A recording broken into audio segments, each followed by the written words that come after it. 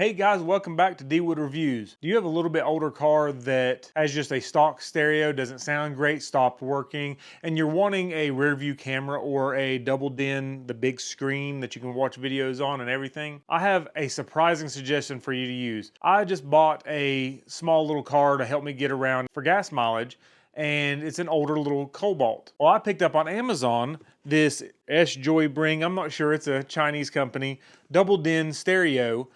This comes with the stereo, comes with the camera included for the rear view camera. It has the ability to have a front camera. What I really like about this stereo is the price. It's very low price compared to any other double din radio out there that you'll find. It also comes, listen to me, wireless CarPlay.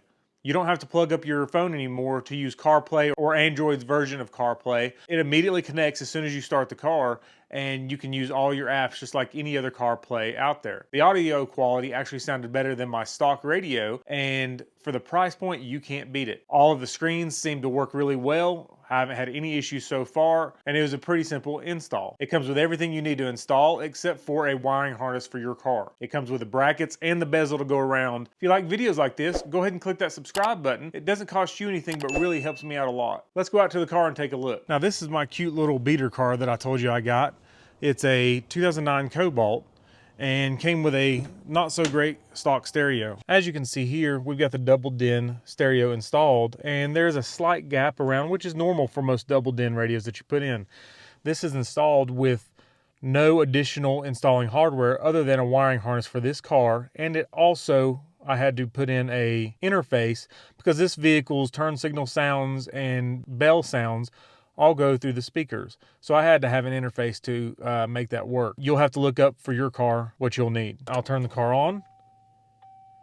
It boots up quickly, and you can change that screen to anything you want, which I'm going to change it to a Chevy symbol later on. As you see it's connecting to Bluetooth. Okay, when I connected to the Apple CarPlay with my phone, it automatically stopped my video. So I'm just going to take some pictures of it and show you here. As you can see, it's got all the Apple CarPlay screens and all the functions of normal Apple CarPlay, but it's not plugged up. It's a simple install and comes with the backup camera, a remote, the wiring harness for the radio itself, but not for the connection to connect it to your car, and brackets to install it. If you're interested in this, go ahead and click on that link in the description and get yourself one.